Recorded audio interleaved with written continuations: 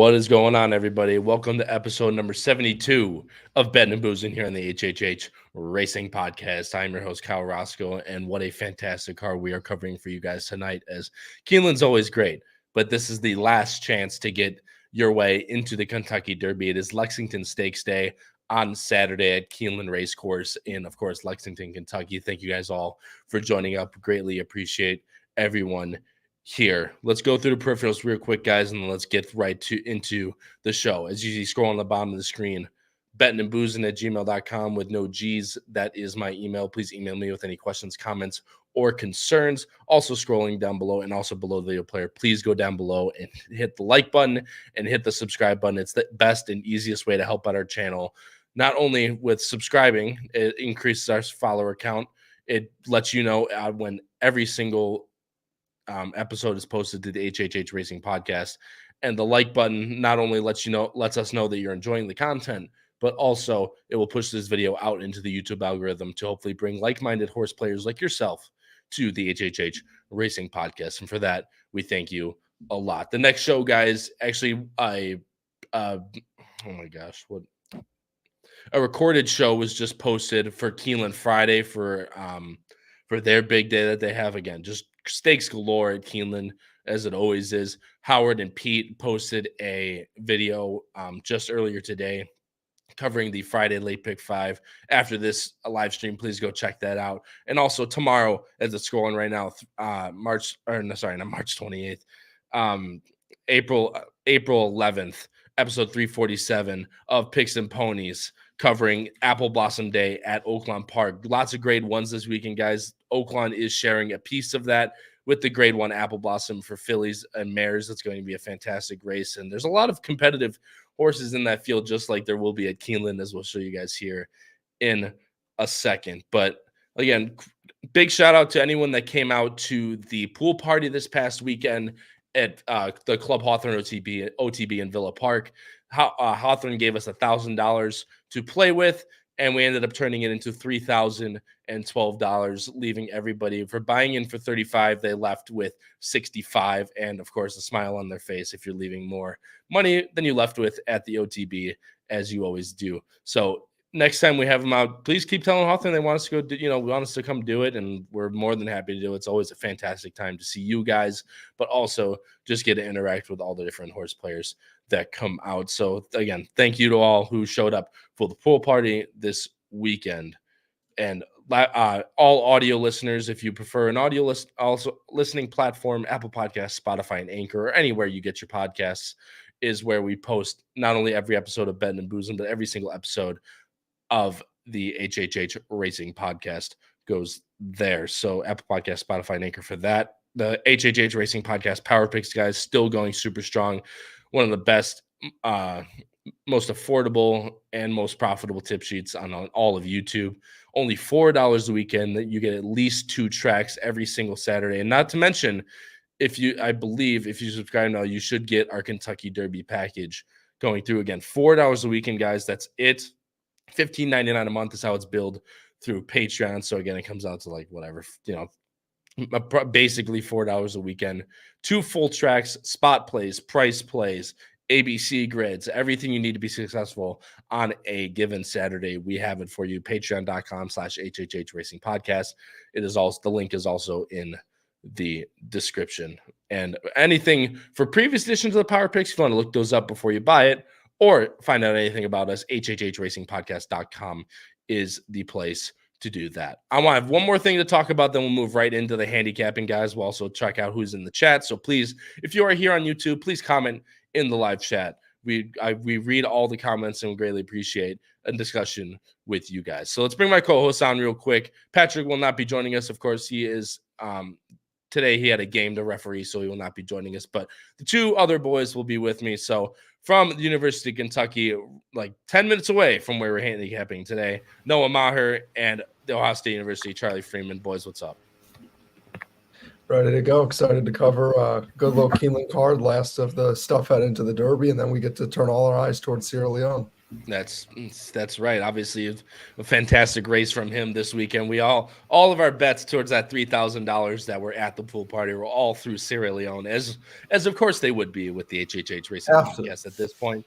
Double pick 4 exacta over just a touch, I believe, is what it was. So, a fantastic weekend all around. But guys, I wanted to bring up the winner of the Bettin N Boozin bracket pool for 2024.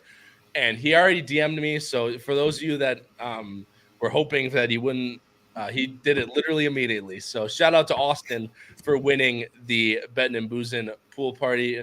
As Charlie says in his thing, it was always UConn. Austin Smith takes the win with 99.4% in 1530. That's pretty damn good. Of course, your boy has to bring it up in second. A great fan of the podcast, Trish Smith, rounds out the podium. Even my dad showing up with a good showing in fourth. But Barry racing downwind, who's here, Derek Poya, Ed Morales, last year's Bettin N Boozin pool champion, brings up a good showing in seventh. Paul Halloran, Charlie's even there somehow in 10th place. Like my worst bracket ever.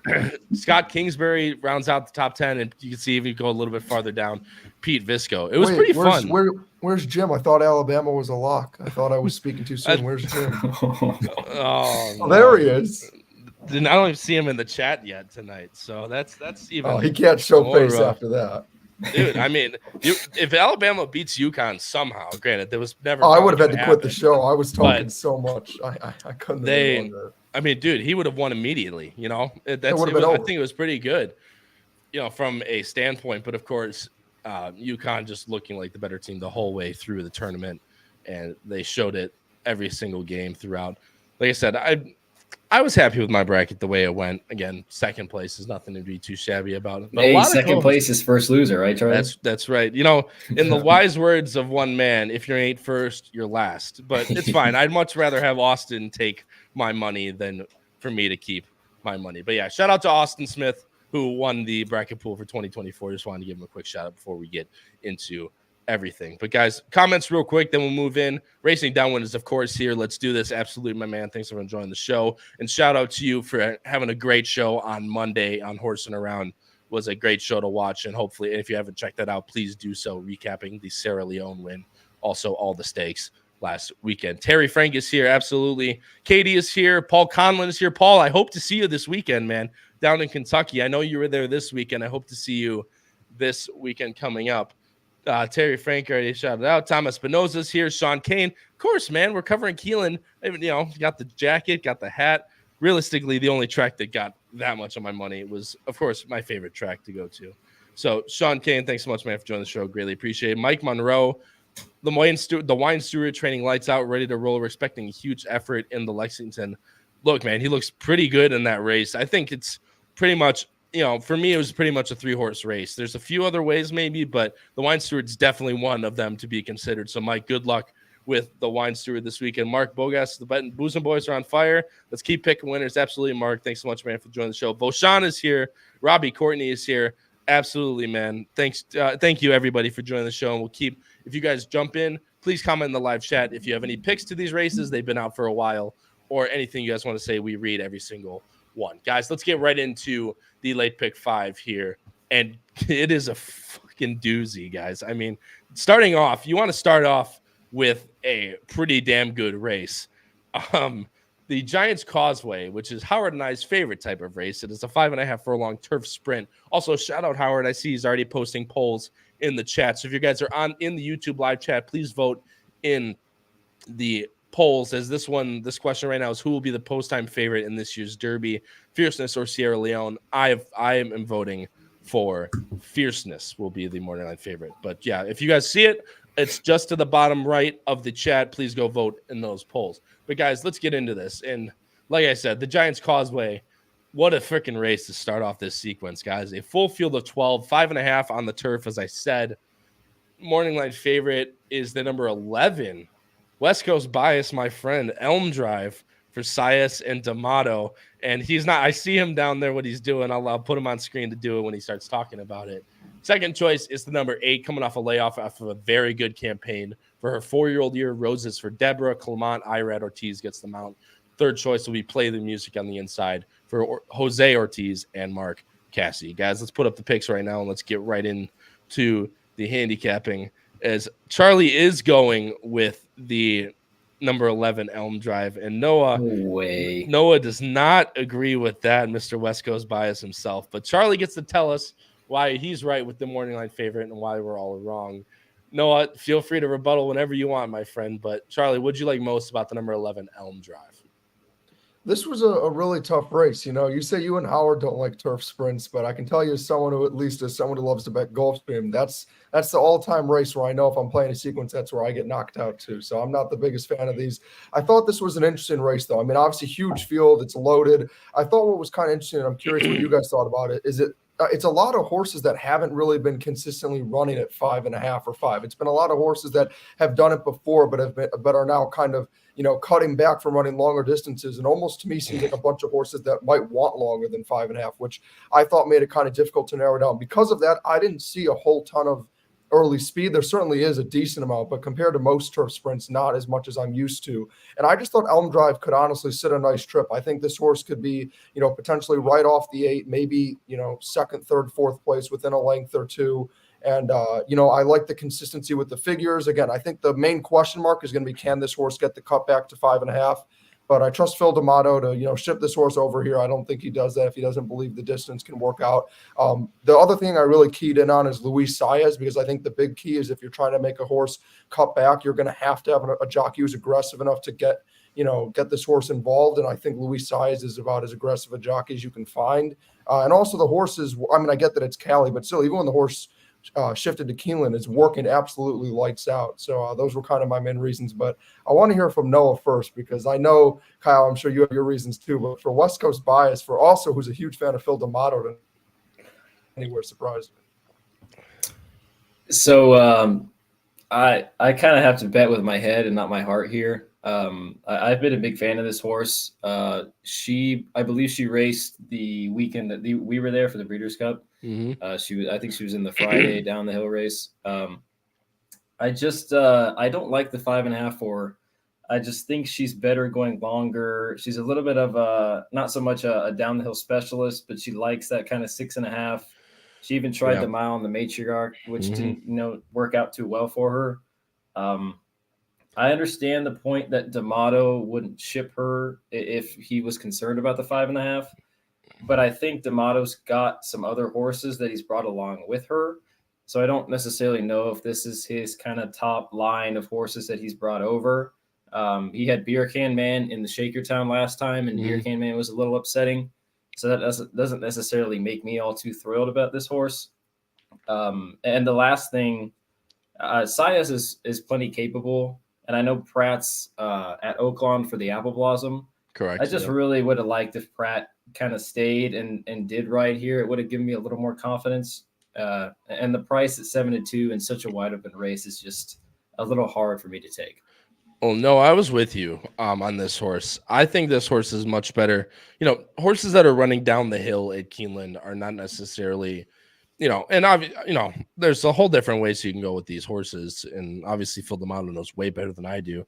But usually when they're running these 6.5 down the hill, they're not meant to be 5.5 horses. This horse hasn't run under 6.5 furlongs since September of 2022, when this horse was under Michelle Nevin and losing by 11.5 lengths. I think this horse relishes the extra distance that she gets down the hill, and now this horse is coming over to 5.5 on, running on the Kentucky grass for the first time. There's just so many different question marks I have with this horse, and with the 7-2 morning line favoritism, it's not someone I'm willing to take on top or really in the money. But can she win though? Yeah. I mean, she can definitely, if she continues that 91-92 figure, she can definitely win. But like I said, all the question marks kind of adding up. I feel like, especially at favoritism, which I'm not sure she will be at post time, but I'm willing to look elsewhere than the Elm Drive. And you want to talk about Charlie again. So Noah's not going with West Coast horses, neither one of them, the one for Erton or the one for D'Amato. Charlie's doesn't have a Wesley Ward horse anywhere. So I'm at a loss. I think these guys switched personally. I don't understand what the hell happened, but Noah, you have the Ward on top, and Charlie, you can feel free to talk about why you don't like this horse. But Noah, what'd you like most about Love Reigns? Yeah, well, first off with Love Reigns, she's not going to be 8-1. No. People are going to bet this horse. If this was any other trainer, just how inconsistently she runs, I think she'd probably not be in my top 3. Yeah. But just because Wesley Ward points to this meet, so often, and I think she could get a pretty good setup. I'm kind of banking on the fact that the outside will be kind of the place to be with the rain that we've gotten here in Lexington the last couple of days. I think we're supposed to get a little bit more tomorrow. But I think she's going to get a decent pace to run at. And if Rosario doesn't screw it up like he sometimes does and has her about mid-pack, I think she's got a legit shot in here. Yeah, and obviously it's the whole question of if she's ready, right? And those you see Wesley had her cranked up for that dirt work. I think these both are kind of more, more of those maintenance works, getting her just set up, ease her into this type of spot, which, could be a good thing, could be a bad thing. But Charlie, you don't have this horse anywhere. And for you, that's a pretty big statement. Yeah, I talked to Noah about this before. There was over the weekend, there was a Wesley Ward horse that was taking some pretty good money that I didn't want to touch anywhere. And then the horse did absolutely no running. So I will say, even though sometimes I kind of overreact where I jump the gun on Wesley's, at least at Keeneland early on, every time I've been on a Wesley Ward horse, the horses at least finished top 3. And every time I've been off them, they've done nothing. So take of that what you will. But this race is open enough that I could just be wrong. I think there's a lot of question marks like you touched on with the big layoff. One concern I will also say is this is a horse, kind of like how Noah's talked about his love for the 11. I've been someone who's backed Love Reigns, and it's bit me multiple times where this horse just hasn't gotten it done.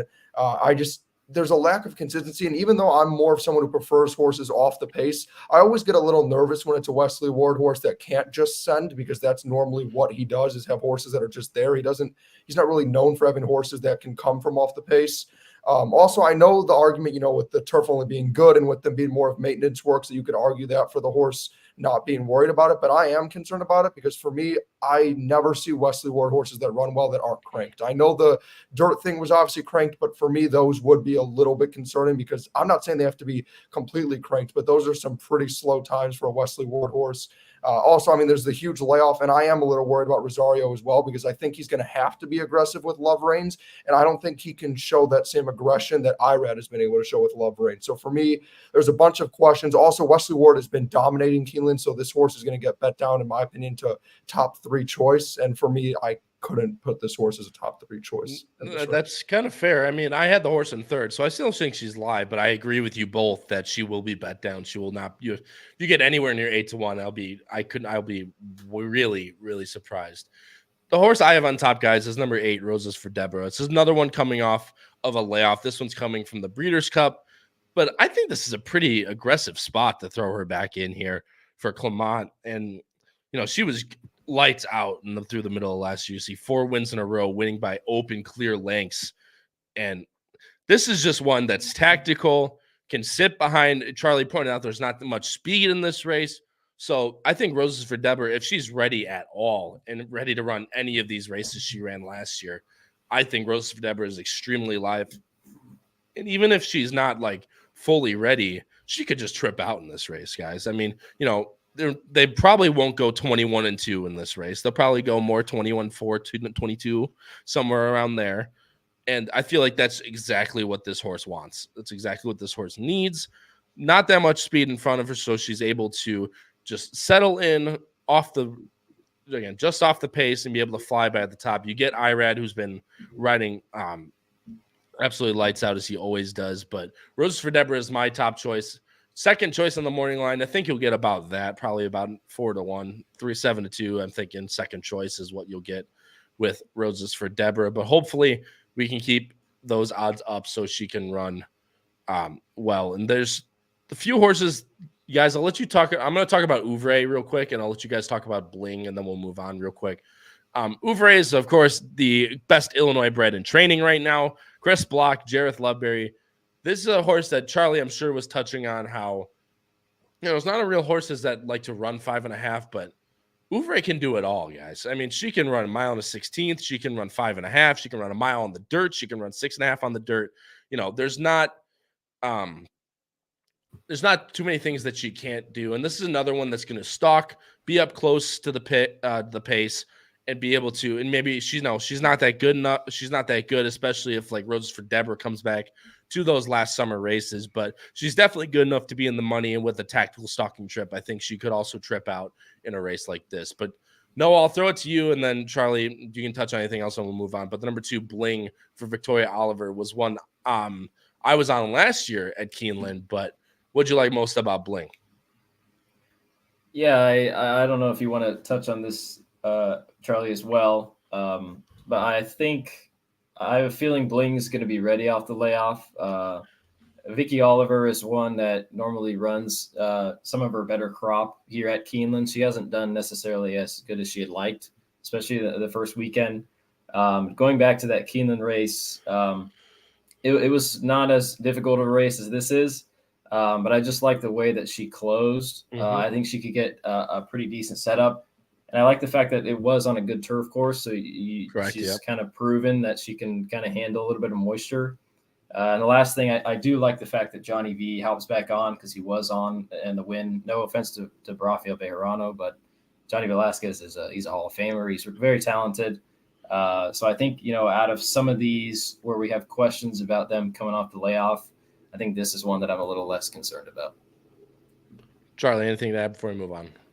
Yeah, no, I think Noah nailed a lot of what I was going to say. I agree. I think Johnny V getting back on is huge. And I think it's more so, if anything, is that he's one of the best jockeys in the country at finding a way to create something with nothing. And I don't mean in terms of a horse. I mean in terms of a trip. Like if you want a jockey that's going to find a way to find that gap seemingly, and in these turf sprints where it's utter chaos, a lot of times it does come down to that. Is people say it's luck, and of course there's some luck involved in what opens up where, but a lot of it is also experience and skill. And Johnny V is one of the most experienced jockeys you'll find. As Noah said, he's a Hall of Famer. So I just feel like Bling could end up working out a great trip, as Noah touched on. I loved that race that I saw at Keeneland and the experience there. I think the only question is, you see in that race, they went not like crazy fast, but I think faster than what we'll see here. And that was my ultimate question, is I think if there's enough of a setup, Bling could just outright win this thing. The reason I only had the horse in third, and I'm guessing Noah probably felt the same way, is just because there's not quite as much speed as there would normally be in a turf sprint. I think I would honestly put this horse on top. I just don't know if there'll be enough. The one thing I'll quickly say on the 8, just because it's a horse that we all have, I originally was going to put this horse on top. My only hesitation, and I'm sure you had to have at least thought about this for a little bit, Kyle, was just, will this horse necessarily be ready off the layoff, since it has been since November? That was my slight hesitation. But I also think the Clements, like you touched on, they're not normally the most aggressive people in terms of just like forcing anything with their horses. They're very smart and strategic with where they place them. So I think Roses for Deborah absolutely could be ready. And I think this horse will end up, simply because of the back numbers in IRAD, I think this one actually will go off as the favorite. I wouldn't be surprised if that, we can all hope and pray, but I wouldn't be surprised if that were to happen. Real quick, before we move on, guys, Paul Conlon brings up, does Clement have a winning record at Keeneland? He does not. That's actually, I just looked it up on the side here while they were talking. And this is a good thing to bring up, guys. And I'll shoot it like it is. Clement is 2 for 34 in the last 5 years coming to Keeneland, and 10 in the money. So, pretty bad numbers shipping to Keeneland. So, Paul, that's a great thing to bring up. Obviously, this horse is very good in her own right, but Clement has trouble shipping to Keeneland in the most recent time. So good bring up, Paul. Thanks so much for that. And someone brought up Breeze Easy in the chat. Voshan did. Breeze Easy for trifectas. If you're talking about a horse that could benefit off of a trip, this would be one.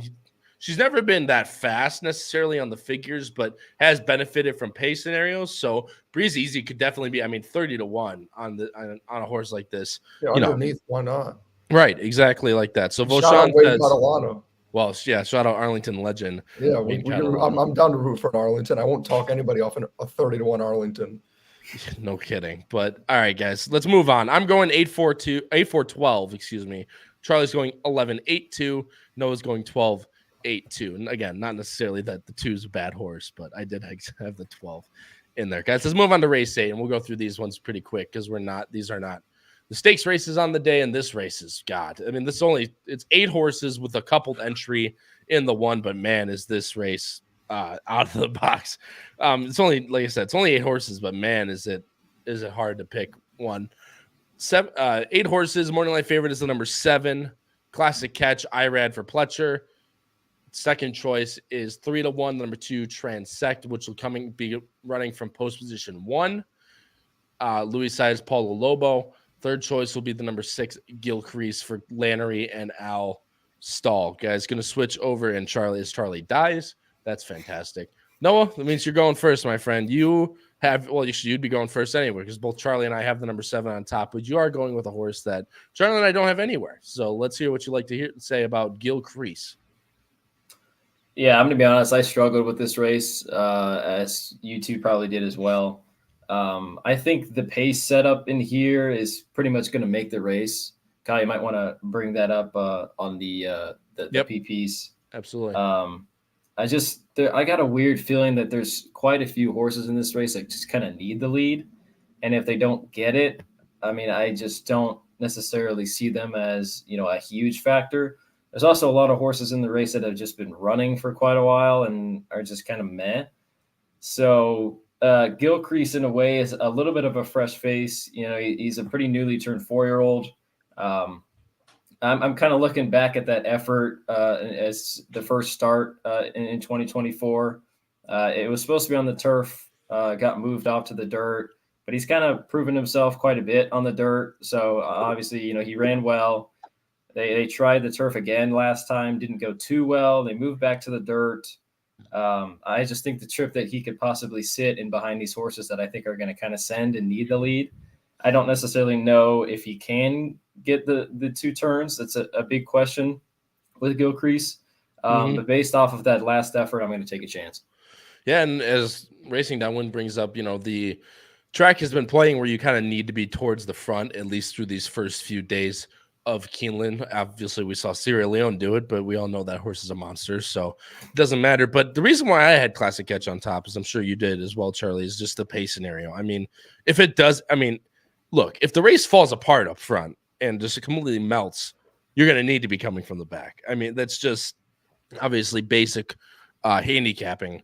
But I read Pletcher off of layoff again, but this horse has shown very good numbers on the dirt. Granted, the thing that I did notice, guys, was that but he ran in the Wood, the Peter Pan last year, so this horse was on the Derby Trail trying to get to the Derby Trail last year.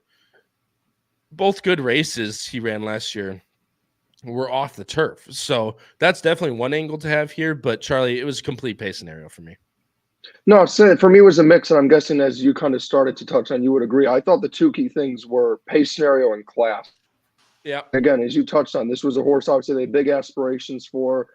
Gets IRAD, which is a nice plus for sure, has been running against much better horses than these. And I just saw a lot of horses where, even though it is speed favoring, I kind of think the 2 parts of it is, yes, I understand that there's no monster like Sierra Leone here, but I also don't necessarily think you're going to need a horse to be as far off the pace as Sierra Leone, and I think you'll get plenty of pace in this race. So I think it's very realistic that there will be enough going on where, Classic Catch can stay close enough. And you kind of see in some of those races where the horse struggled, I don't even think it was just because of how good the competition was, but also because you see all those blue figures. So I really think this is a horse that I don't want to say as far as his pace dependent. It's more so that if it's cold, this horse has no chance. But if it's reasonable or hot, then the horse excels. So I just think, like you said, off the layoff, has a chance to reset, gets an easier spot in a race with a lot of pace. I don't like the 2-1 at all. I wouldn't touch this horse vertically. But look, if you're trying to play a double or you're trying to play horizontals, this is one I wouldn't leave off the ticket. Yeah, and like I said, just straight scenario-wise, these last 2 races were very good, but that does concern me. As I said, they're off the turf races. They come up, quote-unquote, softer because they're turf horses that are going onto the dirt. So, you could take that for what it is, but did run 100 buyer on the dirt, which more than fits with these other horses. But Transect, guys, I feel like is the main horse to look to if you're looking for a horse up front. Paulo Lobo even puts the blinkers on, where you could see ran the Indiana Derby with blinkers on behind Verifying and ran at Indiana again. So both times that Indiana had the blinkers on, ran very well. Ran the Ellis Park Derby. Again, ran only 3/4 behind Tumbarumbo, who's come back to have a fantastic campaign.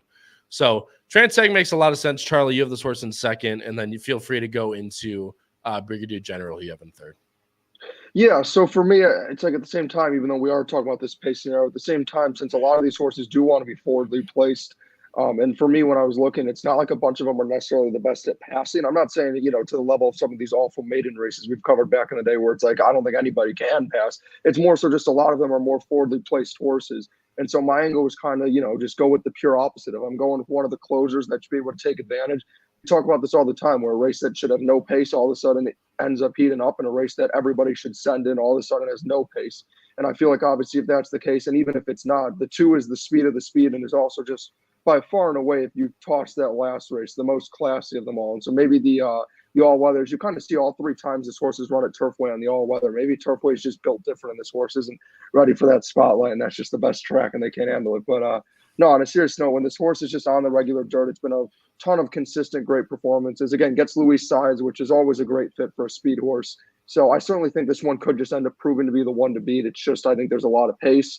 And then I was just looking for a price underneath, and I kind of think this 4 is interesting. Tyler G is one of the best jockeys in the country and has been on fire lately. So for him to be hopping on a horse that's going to be in for the claim and is coming off a very disappointing effort last time out was a bit surprising to me. But the angle I was kind of taking is if you look at the back numbers, they're certainly there with this horse. And I get that it was a sloppy track, and so that's probably one of the main reasons. But nonetheless, when this horse ran at Keeneland, it was the best effort of his career, and it was with Tyler G aboard. So I just think, it's the only 2 times Tyler G has ridden this horse is 2 of the horse's best efforts. And even for a speed horse, you look at, the race all the way back in Churchill, it was a burning hot pace and was there the entire time and lost by a head and got caught by someone else off the pace. So I just think, Tyler G has been able to maximize this horse in the past. And for a race that's wide open at 10-1, you could get a solid price for another horse where if you saw earlier when you showed the pace perspective, it looks like this 4 will sit right off the 2 and could potentially get a great trip. Right. And the reason I didn't have any of these horses, I just thought they kind of need the lead types. And with a race with so many the lead types, you're going to have something underneath. Noah, you have a horse that none of us have. Real quick, anything you want to touch on with Hayes Strike before we move on? Yeah, I ended up going with Hayes Strike in second, just because I think Hayes Strike and Classic Catch will kind of sit that similar trip. I just think the price on Hayes Strike is a lot more appealing. The last time at Fairgrounds, he tried. I like the fact that the jockey got him a little more involved. Yeah. But still, he was trying to close into a slow pace. So it was a little tough for him. Brian Hernandez hops on. These 2 kind of kill it here at Keeneland. Obviously, I'm not stupid. If I'm playing a sequential, I'm definitely going to use Transect and Classic Catch. But with the confidence level that I have in this race, I'd rather go with the prices on Gilcrease and Hayes Strike than some of the other shorter prices. And that's completely fair. The Mine Shaft, by the way, just continues to haunt my dreams no matter all these horses just keep showing up when we do these shows. Anyway, guys, I have Giant Game in third. I've never been a fan of this horse. I'll just preface by saying that, but really working forwardly here for Dale Romans.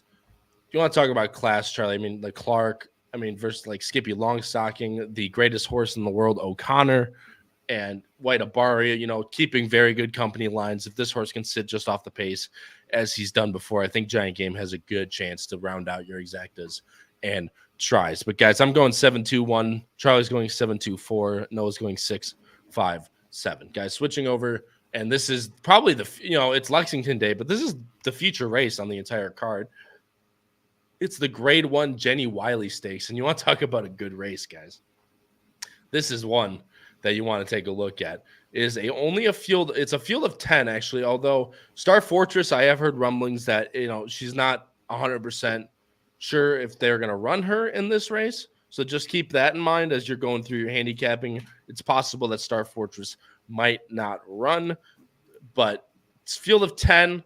Morning Light favorite is a soft one with the number 6, Gina Romantica, at 3-1 for Chad and Gaffleone.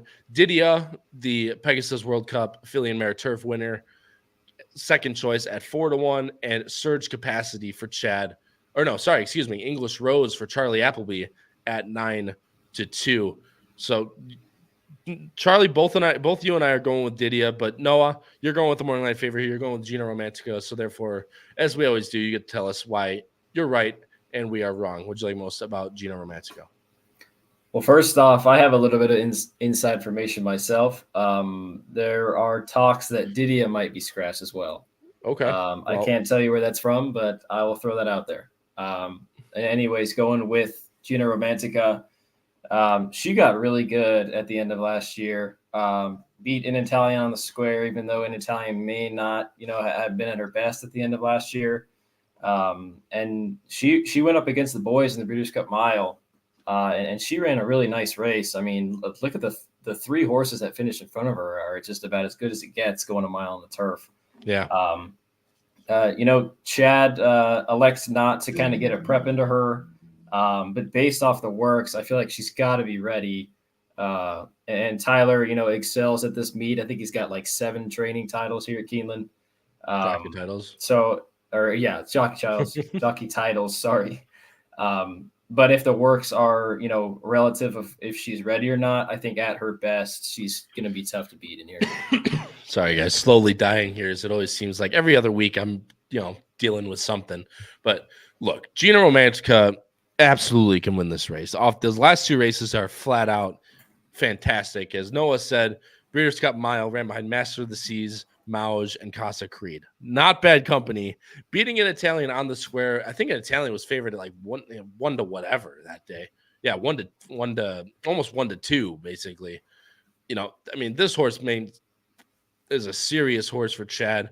She's coming back off the layoff, as Noah said, but if she's any ready at all, as these works would say, then Gina Romantica has absolutely got all the chance in the world. Charlie, you and I have Diddy on top, and Noah did. That's actually interesting. No, I didn't hear that. I didn't hear that Didio was going to get scratched, or the rumblings of possibly, but that'll be interesting to see what happens with that. And that'll obviously shake up the odds majorly. But Charlie, Didia, again, not too much to say. She's an absolute champion, always runs her race, and will definitely be flying come Saturday. Yeah, I think the trip could certainly work out. And it's funny because Didia has been a horse that I've been all over throughout her career. Every single time I've backed this horse. And then at Gulfstream, that was literally the first time I could ever think of where she wasn't in my top 3 and where I was against the horse. I didn't know what to think. There was a little bit of the layoff from the Breeders' Cup.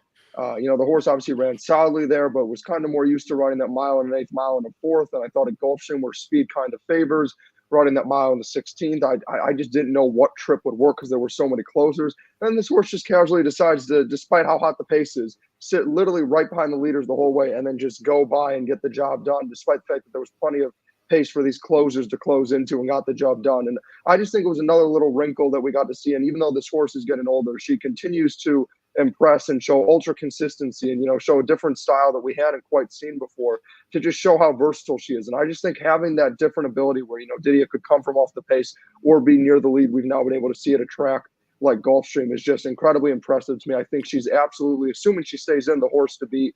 I think everything Noah said about the 6 makes a ton of sense. For me, it's a 2-horse race. There's questions with the layoff, and I also just don't know if she'll have too much to do. And then I'll move into the 1 real quick. Yeah. I think I'm kind of surprised that, I guess I can't be that surprised because the horse is 10-1, but I didn't think it was that crazy. And I truly don't think I'm that off the reservation to have Walkathon here. I think Walkathon could absolutely sit a perfect trip and find a way to get into the money and maybe even do more. This is just a horse that continues to be disrespected by the public and just proves them wrong and does something.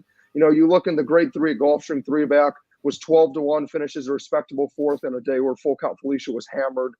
Then comes back after that at 9-1 and gets the job done at Tampa, and then comes back again at near 10-1 and almost upset my pick of the day in a race that we hadn't covered in Chili Flag, and hit nicely for an exacta. But this horse is just ultra consistent. Again, another one kind of obviously not on the level of Didia, but is consistent with those constant figures and those low 90s that we're starting to see now. And again, at 10-1, if you can get this horse underneath, I think it's an absolute horse to play. And I also just quite honestly, that Tampa race that Fluffy Sucks came out of, I hated every single one of those horses. I don't want any of them. I have PTSD. Yeah, that's no reason why that's not the case. I went with Elusive Princess in second, guys. Those of you that know, this is one of mine that I follow all the time. I was absolutely livid last race at Tampa.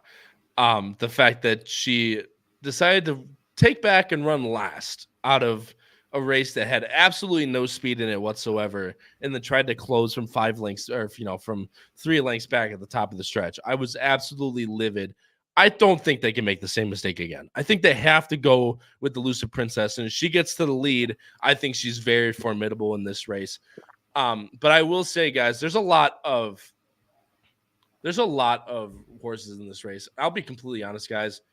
I completely overlooked Surge Capacity, and I'm going to blame it on my sickness. That's what I'm going to blame it on. But I completely overlooked this horse. I'll just say it flat out. The Matriarch, we all, complain, Del Mar, yada, yada, yada. West Coast, shut up, Noah. West Coast, East Coast, anything like that. But Howard, this is Howard's top pick, and he said that none of us have his top pick anywhere. Remember the last time that happened? I believe that was a Churchtown incident, if I'm remembering correctly. Ooh, there we go. Now we're in. But he says throwing back. You got to keep going with it. You got to bring it up whenever you can, bro, because that shit's funny as hell. Surge Capacity could be a superstar this year. Maybe Saturday's her day at a decent price. He said the year. The word year is involved. Last time he said a play of the year didn't go so much. We should have said a month, and then this person have a chance. Any timetable, guys. We might not all be on the show next week. It might be just Patrick hosting the show. So good luck. He'll be hosting it from a game. He'll be roughing it and taking breaks between quarters to break this down. He said, I do agree that Surge Capacity does make a ton of sense. All the sense in the world. Yeah. I actually think, I'll be honest, if Noah's right and Didia does end up scratching, I would go as far as to maybe even put this horse as my top pick, simply because I just thought Surge Capacity and Didia could get similar trips, and I just like Didia more. But I think Surge Capacity could just take the Didia trip if Didia scratches. So I think that scratch could absolutely change my perspective on this race. Like I said, follow us on Twitter if you want day of picks, because updated for scratches and changes. We post everything the day before. So at AP Roscoe K for me, it's all on our name tags. Please follow us over there on Twitter. But we're just giving the boss shit. You got to go through it sometimes, but like I said, there's a lot of different. This is such a good race, guys, and not to mention, Howard said the Maker's Mark Mile, that race is loaded. All these races are loaded, as they always are at Keeneland, especially for these turf races, because it's a lot of these horses that were racing on the turf in the winter or in the late fall, and now they finally come back because a lot of the stuff in Kentucky has been down. Turfway's been running, so you get back to this turf meet, and this is where all the great turf horses come to play as the Keeneland Spring Meet. So, guys, the Jenny Wiley is going to be an absolutely fantastic race. I'm going 9.36. Charlie's going 9.61. Noah's going 6.59. Guys, let's switch over to race number 10, and this is the co-feature on the card. It is the Grade 3 Lexington Stakes, the last chance to get into the Kentucky Derby, and it draws a field of 10 headed by the number 2, the Wine Steward, for size and Maker off of the layoff that I know a lot of people liked in the chat earlier. Also, quick shout out to Ed Burke. I don't think I've seen that name before. Ed, thanks so much, man, for joining the show. Hey, any Elusive Princess love, man, that hits right here for me. So shout out to you, Ed. I don't disagree with you by any means. If you get 8-1 on that horse and she's going to actually go to the lead this time, like I thought she should have last time, I think she has all the chance in the world. So Ed, again, shout out to you. Thanks so much for joining the show, man. Greatly appreciate it. But guys, like I said, the Wine Steward heads the morning line favoritism at 5-2. Second choice is number 5, Hades, with the Holy Bull winner, and third choice is the number 9, Liberal Arts. And guys, I'll bring up our picks right now, and you'll see 2 of us are going with the same horse, and Noah and I go with the same horse, but it's probably not the horse you're thinking of. We both go with the number 8, Encino, for Giroux and Cox, coming over from Turfway, as Noah and I called it the other day, Turfway Takeover. And Charlie is going with the number 2. That's my thing. That's your thing. It's my thing now. I'm trademarking that. You're trademarking that? Yeah. All right, I'll give it to you. But I think like 3 Turfway runners won last weekend. Was tied for second with winners shipping, because Keeneland does a great job with their social media about telling you where the people are winning from. The top was Gulfstream, I believe, and either second or third was Gulfstream Takeover, home away from home. Gulfstream Takeover. That doesn't make sense. It's got to be the first letter. It doesn't flow. No, I know. It's my home away from home track. So I love to see that my fake home is taking over Kentucky and letting them know who runs the U.S. racing. I'm just giving you all shit. Like I said, Charlie's going with the number 2, the Wine Steward, morning line favorite. This horse has every chance in the world. Like I said, a lot of the love in the chat was earlier for the Wine Steward. So, Charlie, you have the floor, my friend. Yeah, this is a horse I've been interested in. This was one that I was originally going to hype up a lot in the race that, Fierceness ended up winning that we were at, but ended up scratching out. I thought the effort, last time out going head to head with Locke too. I know obviously the fever and the injuries and all the unforeseen things. So we didn't end up get to, unfortunately, see him continue his path on the Derby because he was supposed to be one of the biggest threats to, win. And I just thought the Wine Steward showing up in that race and not only taking as much money as he did against Locke to be like a decent second choice, but to go toe to toe that whole way in the stretch and show, a different side of him where he could be that gutsy and stick with it the whole time after, previously in the two efforts before that, winning comfortably and then kind of taking a step back to only narrowly win against El Grande O. I just think this horse, I know it's been a long way off, but is absolutely cranked up. The works look great.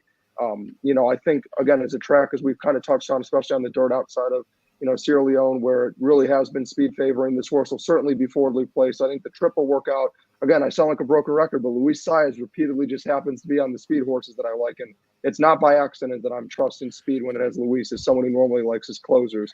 But yeah, I just think this horse is absolutely the deserved favorite and horse to beat. I think the layoff is the only major question. But again, for me, the works are a major positive sign. I also was wondering, Kyle, I didn't have a chance to look up, but how many horses in this field can actually still qualify for the Derby from this race? Do we know that? Because the winning's only 20 points, so that's a good. I figure Hades, but I don't know. I believe it's, or maybe it is two. I think Hades is one of them, and then I think Encino, if he wins, he'll be on the AE list. Yeah, and with Liberal Arts, the Southwest, what was that? How many points was that for third? Probably not enough, right? Would be my guess. Hades only, he has to win, so that's what the boss says. He has to win to be able to get into the Derby. But Noah brings up a good point. Yeah, if Encino wins, maybe on the AE list, but for the main body of the Derby, Hades only is the one that has a chance to win, which, obviously these horses are all running for, above all else, are running for $400,000. So I wouldn't exactly, take that with, a grain of salt, like, oh, then Hades has to win in this spot because he has to win to qualify for the Derby.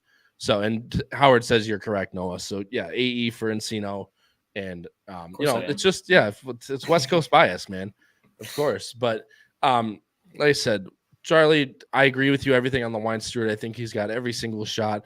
Again, coming off a layoff from last year at Keeneland where he ran very well. This is a horse. Shout out Paul Halloran, who loved the Wine Steward. I believe in that Breeders' Futurity. Was like 8-1 morning line and got all the way bet down late to like you said, 3.96 to 1. And I remember that might have been the rant of the week that we had that back then. But Wine Steward, like I said, it's got every chance, especially with the way the track's playing. Noah, you and I are both going with this horse coming over from Turfway Park, and I actually really like this horse in this spot on Saturday. Yeah, I think Encino is very interesting. Racing downwind, it was quite a few comments ago, but he made a good point where Brad Cox originally had him entered last week in the Bluegrass. Yep, correct. Which I think was a much tougher spot, and he goes with a much easier spot here with Encino, where I think he has a much likelier chance to get more points. There's more points available to him in the Bluegrass, but the odds of him finishing, third in that race versus first in this race, I think that's a big jump. So I think the fact that he moves here, I'm a little, concerned that the jump last time in the Battaglia was almost too big of a jump. Maybe that number doesn't necessarily correlate with what the race actually was. True. But like I said, I'm a big fan of horses that are coming from Turfway. I think he could get a really good setup, and Kyle, you got him on top as well. Yeah, and I couldn't agree more with everything you just said. I think he just gets a setup too in this race. I don't think there's necessarily an absolute blistering pace. You see that Time Form has number 10, Lucky Jeremy, in the lead by far. But Hades isn't slow. Number 6 is not. How's Your Attitude's not slow. Like, there's plenty of horses that have either a high 90s or a low 100s early Time Form figures. So I don't think the 10 will be necessarily that completely on his own on the front end. So I just think Encino sitting a nice stalking trip, which is what he got last time in the Battaglia, I think could really benefit him here. And if he continues to improve off that 89, as Noah said, that's a big jump. But I think if he wins,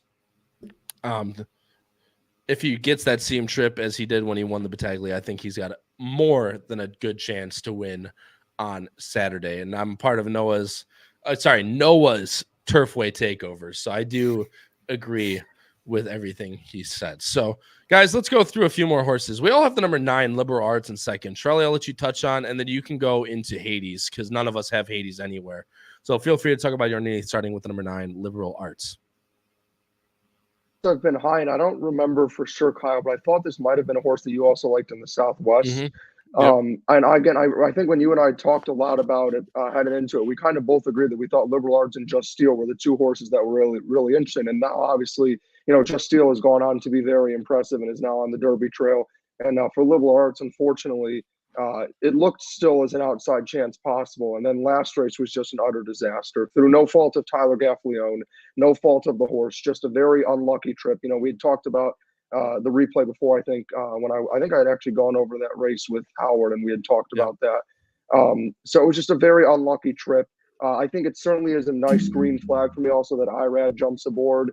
I kind of think, as you were talking about, with the way it could set up, I thought Liberal Arts was the horse who could potentially benefit the most if there is enough pace. I think this horse could absolutely sit off that pace and come rolling late. For me, I thought that third was so impressive and, 2 back simply because there wasn't much pace. And, when I was watching that race, I kind of just assumed Liberal Arts was kind of done. And I remember when you and I were watching, you thought the same thing when we saw, those quarters where it's like there's nothing. And then all of a sudden this horse comes rolling. And I get when you see 8 lengths, it doesn't seem like the horse was rolling, but Mystic Dan dominated that field. So in reality, the horse was rolling late in the race with no pace at all. And again, I just think it was unfortunate with the way that race started. Liberal Arts was basically done before the race started. So I think this one could absolutely win. And I wouldn't be surprised if you get a generous price, because if people don't go back and, watch that replay and see the trouble, they'll just see the 82 regression and the terrible result and think nothing of the horse. And then I couldn't leave out Hades just because, this is a horse that I had, gassed up heading into the Holy Bull. I didn't think this horse was going to win the Holy Bull. I'm not going to try to pretend that. But, I was really impressed with the effort second time out at Gulfstream. I thought the horse was legit.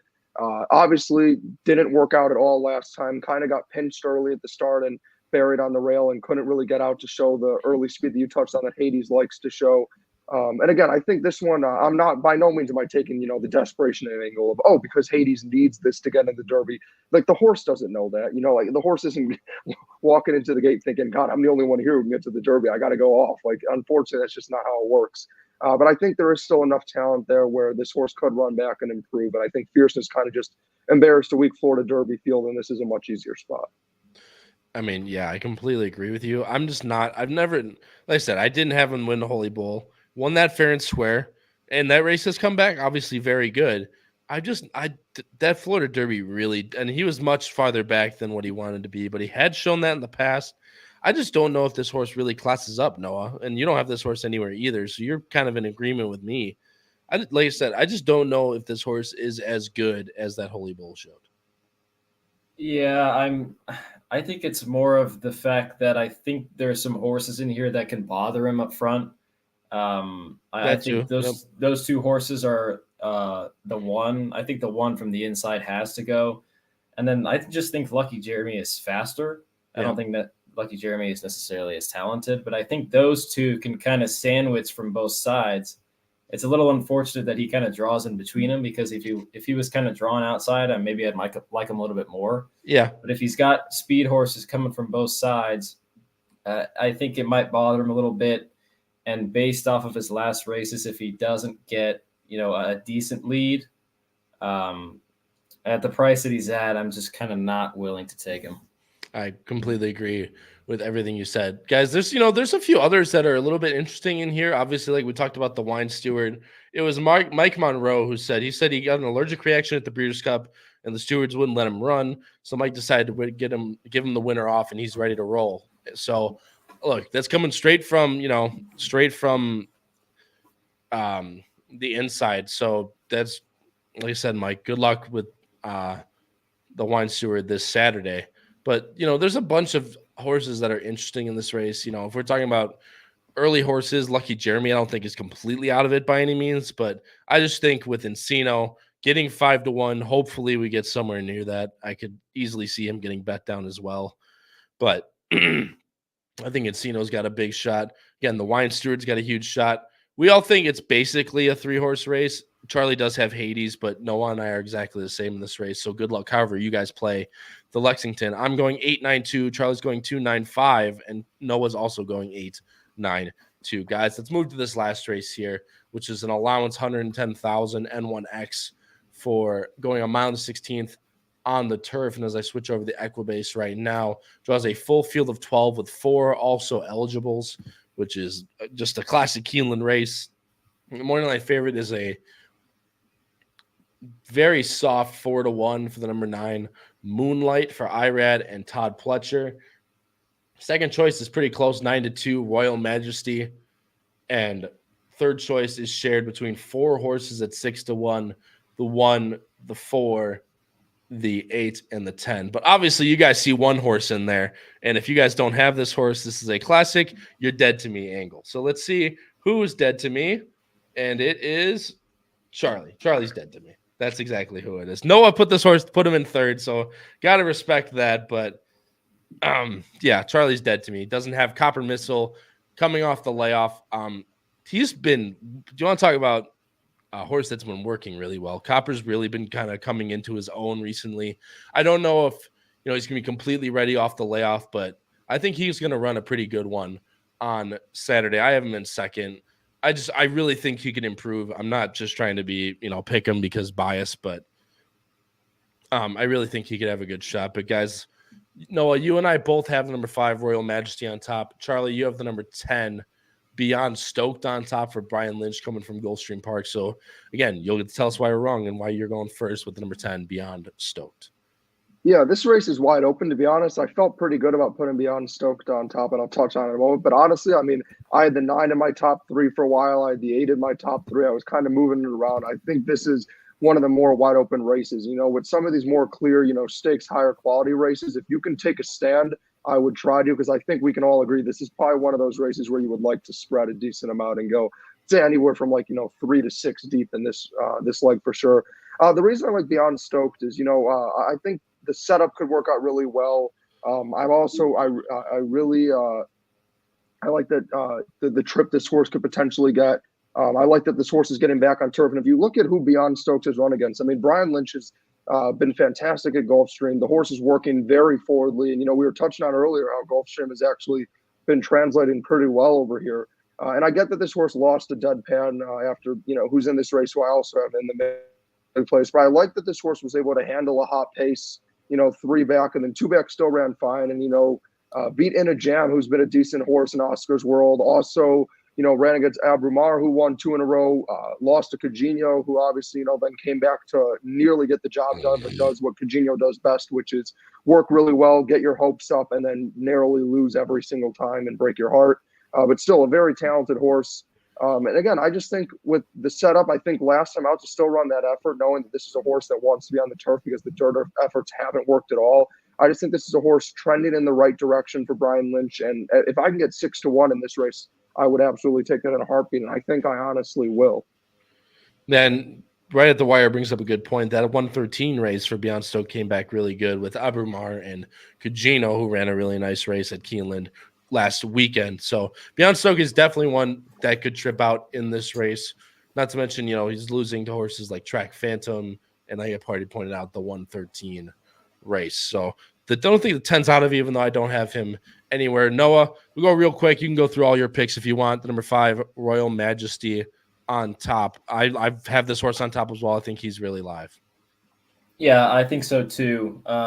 In the Colonel Liam, he had just about no chance to close into that slow pace. Abrumar, Cugino, who you mentioned, and Silent Heart, who I was a big fan of that day. Those 3 just kind of took him around the track.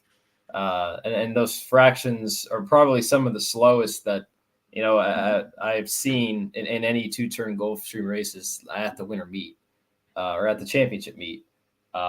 So I think he's definitely going to get quite a bit more pace to run into.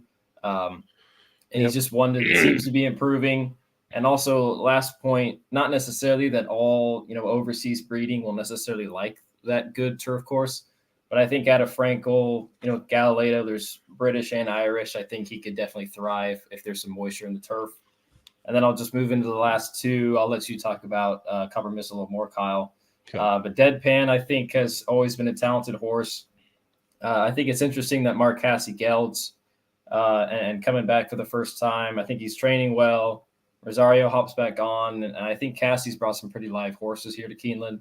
And then Copper Missile, I think he's based off of numbers, doesn't necessarily fit, but I think visually his efforts have been, a little better than they look. The issue I have for Copper Missile is I don't know, you know him a little more than I do, obviously, Kyle, but I think he's a little bit of kind of a slow motor. So you kind of got to get him going early. And maybe first off, you might, need one. Yeah. Also, I want to hear your comment about the jockey switch. I'll get there in the end. I'll finish off my talking about with Copper Missile. I'll finish them off before we move on to best bets. Number 5, Royal Medj. I completely agree with you. I think that Colonel Liam is kind of sneaky good. A very good race in that main special weight, closing on the Gulfstream turf course, which doesn't usually take too kindly to it. So I think Royal Medj coming over to Keeneland will be exactly what he wants. Getting a trip that could set up for him. I think there's enough pace in here to where he can get home, which obviously sets up really nice for Copper Missile. But I'll talk about him later. Charlie, you kind of have underneath who Noah touched on. Just real quick, anything you want to add to what Noah said about our top pick, Royal Majesty, and then before Deadpan? Yeah, I'll actually talk about a different horse real quick because I know you're going to probably touch on the 9 real quick because you have that horse. So I'll touch on the 8, who was the other horse that I thought was really interesting that I didn't throw in there. This is another one where you kind of look at this horse has repeatedly had to deal with super hot paces. You see those red figures everywhere. And yet, despite that, has managed to, two back at the fairgrounds in a race that normally actually favors closers because that stretch literally never ends, and was able to wire that field and go win it away. And then last time out, where they set incredibly fast fractions for fairgrounds, stayed in there the whole time, and then didn't quite have enough. I think this one's certainly interesting, especially with Tyler G now hopping aboard. Is working pretty forwardly. Joe Sharp obviously doesn't really have, much experience at Keeneland. He rarely has horses here, which I thought was also kind of interesting.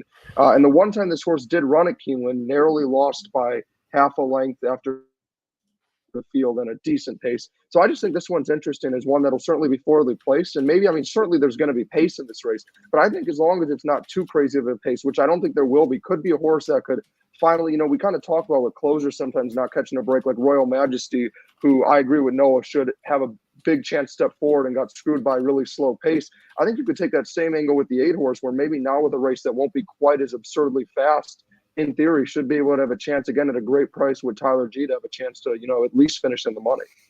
Yeah, and this is a horse that's going to be towards the front.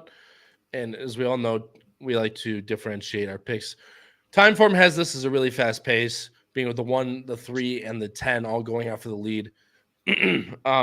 Thomas Minoza says, Incinerator's very first-time turf, first blinkers turf breeding has run competitive. 15-1, absolutely. Just the one thing that I don't like is the pace scenario, but we've all seen it before. It could definitely run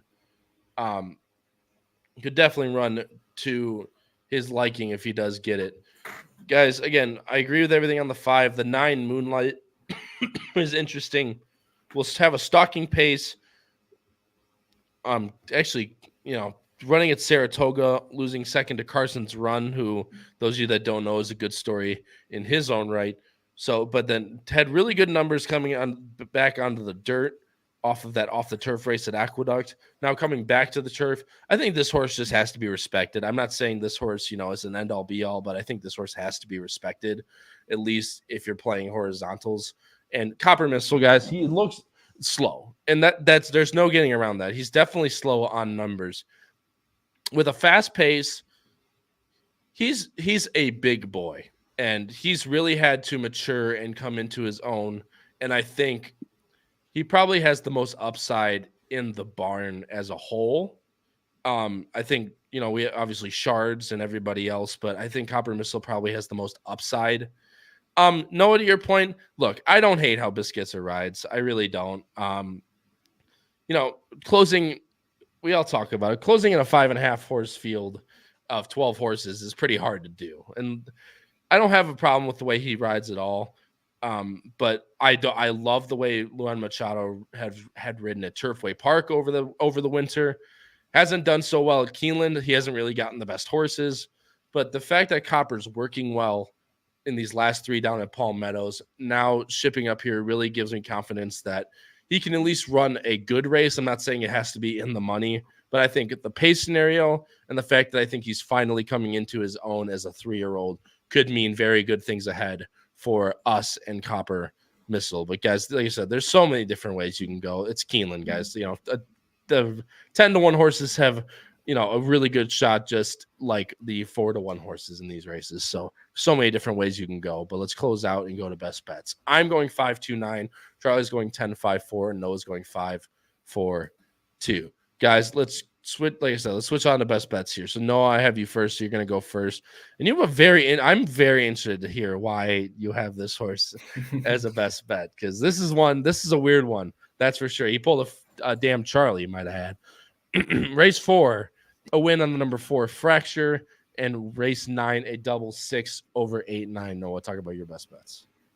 So the 4th race is a maiden special weight going 6.5 on the dirt, and the number 4 Fracture is a first-time starter for Daniel Leitch, Walter Rodriguez, and Katie Rich Stables. If you guys don't know much about Katie Rich Stables, Katie Rich Farms is here in Lexington. And I know personally that they are very excited about their young prospects. So if you're looking for a price on Saturday, maybe you're playing a contest, maybe you're playing a little contest called the Grade 1 Gamble and you need a price, that's one to certainly take a look at in the 4th race. Fast forward all the way to race 9, which is the Jenny Wiley. I just think if Gino Romantica is, if she comes back like she was at the end of last year, and she runs like she's training, I think she's going to be really tough to beat. I'm one to try and play against favorites, but I think 3-1 is pretty good value on Gina Romantica. And then I'm going to pair her in a double in the Lexington with Encino and Liberal Arts. I'm going to go with those two. The Wine Steward does scare me, so I might, try and back myself up there. But I think it's probably one of those 3 in the Lexington. Sorry, and if I start off with Gina Romantica, then I think those are pretty much the 3 logical, and maybe I can get some value through double there. Absolutely, Noah. Doubles are king. So good luck with your best bets, Noah. Charlie, you're going race number 7 in exacta 8-11, and in race number 9, you're going to do a 2x2 double. So hoping for a little bit of value there with you're going Gina Romantica and Didia with the Wine Steward and Liberal Arts. Look, I didn't feel confident about races 7 and 11. I mean, races 8 and 11. I didn't want to get yelled at again for trying to go off the card and picking someone like Chili Flag. And then, of course, Noah goes and does it anyway. So maybe I should have just done that.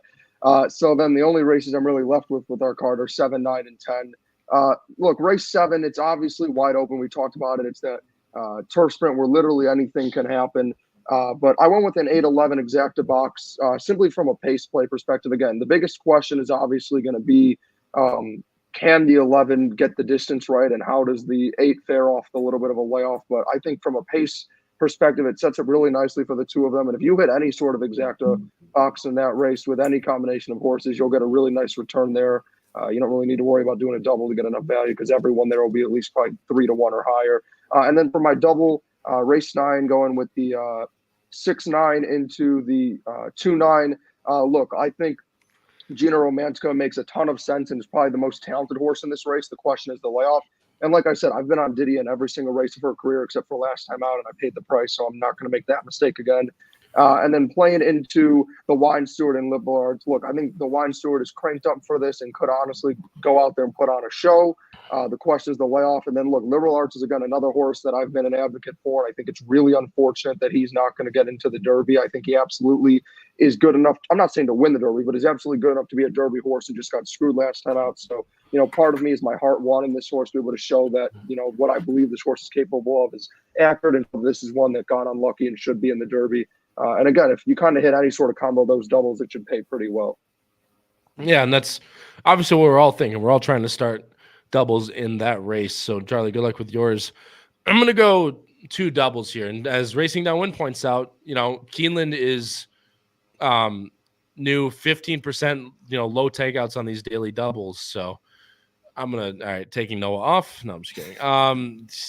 So I'm going to try and get value here because these two races, guys, in both the Jenny Wiley and the Giants Causeway, I think you can get really good value no matter who you play in those races.